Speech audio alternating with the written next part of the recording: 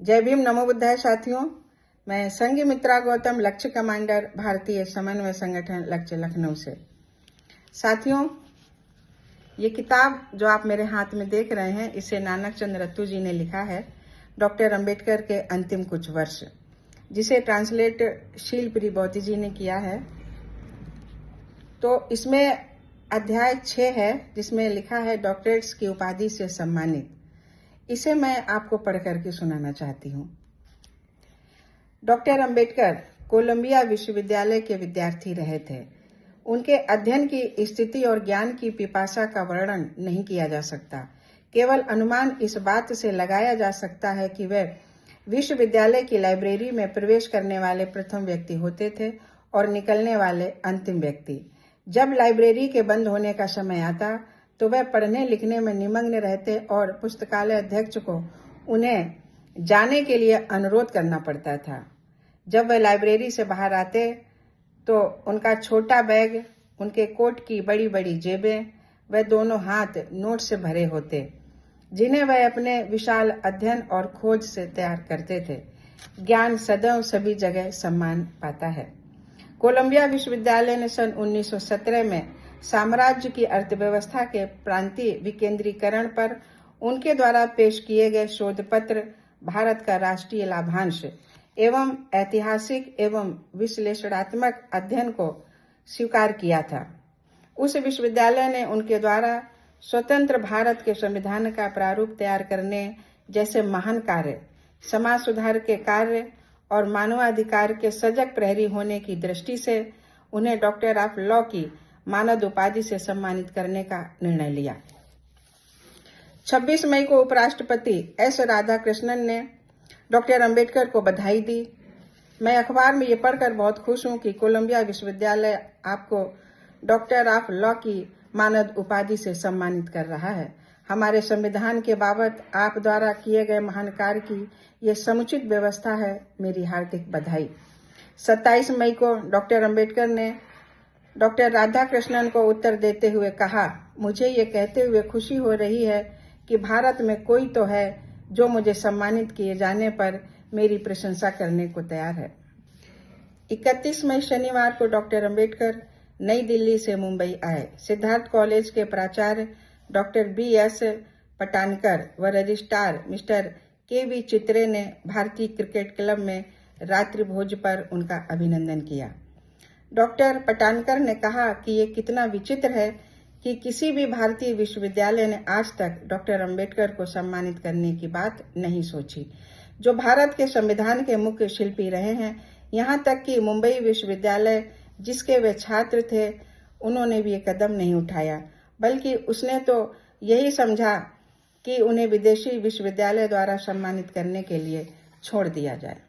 इस अवसर पर बोलते हुए डॉक्टर अंबेडकर ने कहा कि यद्यपि उन पर तीक्ष्ण स्वभाव का आरोप लगता रहा है और कई अवसरों पर अधिकार संपन्न लोगों से भिड़ंत होती रही है, पर किसी को भी ये संदेह नहीं होना चाहिए कि वह वहां जाकर भारत के बारे में कोई कटु बात कहेंगे। उन्होंने कहा, मैं एक भी मौके पर देशद्रोही नहीं रहा और सदैव देश हित के बारे में ही सोचा। यहाँ तक कि गोलमेज सभा में जहाँ तक देश की भलाई का संबंध था, मैं गांधी जी से 200 मील आगे था। 1 जून 1952 को वह TWA के हवाई जहाज से न्यूयॉर्क के लिए रवाना हुए। उन्हें भारी संख्या में मित्रों, अनुयायियों व प्रशंसकों द्वारा सांता क्रूज हवाई अड्डे पर रोमांचकारी विदाई दी गई। 5 जून 1952 को दीक्षांत समारोह संपन्न हुआ। उस दिन विश्वविद्यालय के 198वें वार्षिकोत्सव के अवसर पर 6 लोगों को डॉक्टर ऑफ लॉ की मानद उपाधि से सम्मानित किया गया। डॉक्टर अंबेडकर को ये उपाधि देते हुए कोलंबिया विश्वविद्यालय ने उन्हें संविधान निर्माता, संसद सदस्य, राज्यसभा सदस्य, भारत के अग्रणी नागरिक, महान समाज सुधारक तथा मानवाधिकारों के सजग प्रहरी कहकर उनका सम्मान बढ़ाया। वास्तव में उन्हें ये उपाधि विश्वविद्यालय के अध्यक्ष जनरल आइजनहावर के हाथों मिलनी थी, पर संसदीय जिम्मेदारियों व बाद में चुनाव प्रचार उनके प्रस्थान में आड़े आ गए। ऐसा कहा गया था कि विश्वविद्यालय उनकी अनुपस्थिति में ग्रहण करने से हिचक रहा था। तदनुसार डॉक्टर अंबेडकर ने विशाल सभा के सामने ये उपाधि ग्रहण की, जो कोलंबिया के 17 स्कूलों व कॉलेजों के 6,848 स्नातकों को उपाधि ग्रहण करते हुए देखने आई थी। डॉक्टर अंबेडकर के साथ कनाडा के विदेशी मामलों के सचिव लेस्टर पियर्सन और प्रतिष्ठित फ्रांसीसी साहित्यिक इतिहासकार एस. डेनियल मोरनेट तथा अन्य अमेरिकी नागरिकों ने उपाधि ग्रहण की। डॉक्टर अंबेडकर कोलंबिया विश्वविद्यालय के मेहमान थे और न्यूयॉर्क के 116 स्ट्रीट स्थित किंग्स होटल के कमरा नंबर 614 में ठहरे थे। 4 जून 1952 को उन्होंने अपनी पत्नी को लिखा, यहाँ मेरे कई पुराने मित्र हैं जो मेरे इर्द गिर्द एकत्र हो गए हैं और हर तरह से मेरी मदद की।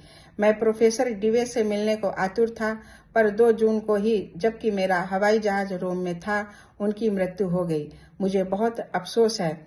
मैं अपने पूरे बौद्धिक जीवन के लिए उनका ऋणी हूँ। वे अद्भुत व्यक्ति थे। 10 जून को वे TWA के वायुयान से मुंबई वापस लौटे। बड़ी संख्या में उन्हें समर्थकों ने सांता क्रूज हवाई अड्डे पर उनका भव्य स्वागत किया। जबरदस्त नारों के बीच उन्हें फूल मालाएं व गुलदस्ते भेंट किए गए। वे प्रसन्नचित्त दिख रहे थे और लोगों की शुभकामनाएं स्वीकार कर रहे थे। अगले दिन प्रेस को साक्षात्कार देते समय उन्होंने कहा कि भारत आने वाले अमेरिकी प्राचार्यों की राय है कि भारतीय छात्रों की शिक्षा का स्तर निम्न है और वे पर्याप्त ज्ञान व उचित शिक्षा नहीं ले पाते। वे शोध कार्य व स्वतंत्र चिंतन के लिए भी प्रेरित नहीं हो पाते। उन्होंने ये भी कहा कि अमेरिकी जनता पाकिस्तान की इस बात की प्रशंसा करती है कि राजदूत नियुक्त करने में वे बेहद सावधानी बरतते हैं, जबकि भारत अनुभवहीन लोगों को अपने प्रतिनिधि के रूप में भेज देता है। 12 जनवरी 1953 को दक्षिण में हैदराबाद के उस्मानिया विश्वविद्यालय ने उनकी प्रतिष्ठा और उपलब्धियों को मान्यता देते हुए उन्हें डॉक्टर ऑफ लिटरेचर की मानद उपाधि से विभूषित किया।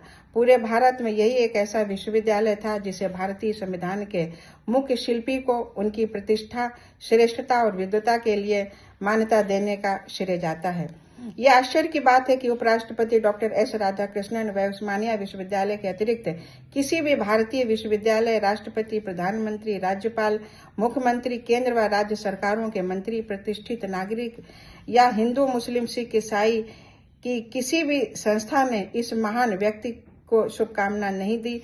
इससे ये धारणा बनती है कि भारतीय समाज में अरसे से व्याप्त जात पात के पूर्वाग्रह अभी भी प्रमुख भूमिका का निर्वहन कर रहे हैं। जय भीम साथियों।